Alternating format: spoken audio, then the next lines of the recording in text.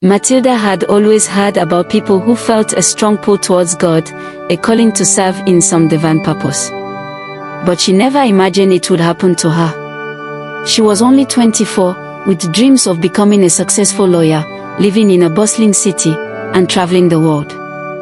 Yet, in the quiet moments of her life, especially at night when she lay in bed, the feeling would come. A still, small voice, urging her to let go of her ambitions and follow a different path. A path she didn't want. "Why me?" she would whisper into the darkness, her heart pounding. "I have my own plans." Matilda ignored the call, burying herself deeper into her work and social life.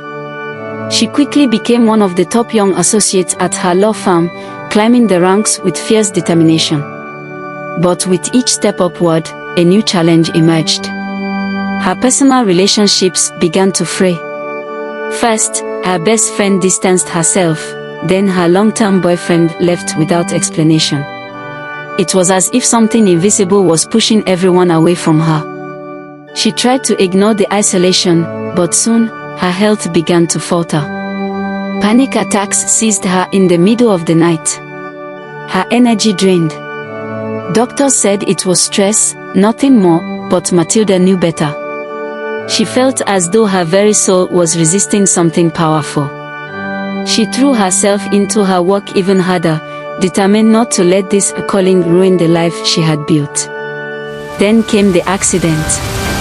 It was a rainy evening, and Matilda was driving home after a late-night meeting. The roads were slick, and visibility was poor, but she was focused on getting home and reviewing one more case. Suddenly, her car skidded on a sharp turn, crashing into a guardrail. For a few moments, everything was silent. She lay there, her body trapped in the wreckage, as the cold rain poured through the shattered windshield. Her breath became shallow, and time seemed to stretch into eternity. As Matilda hovered between consciousness and darkness, she heard the voice again, clearer than ever.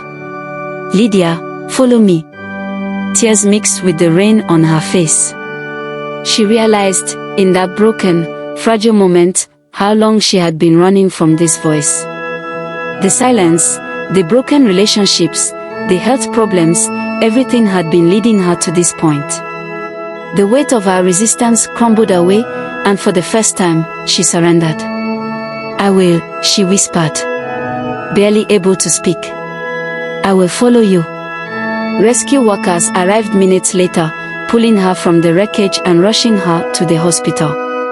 She survived with only a few broken ribs and a concussion, but the experience had shaken her to her core. Matilda left her law firm a month later. She didn't know exactly where this new path would take her, but she felt a peace she hadn't known in years. Doors began to open in ways she could never have imagined, leading her to help others through ministry and service.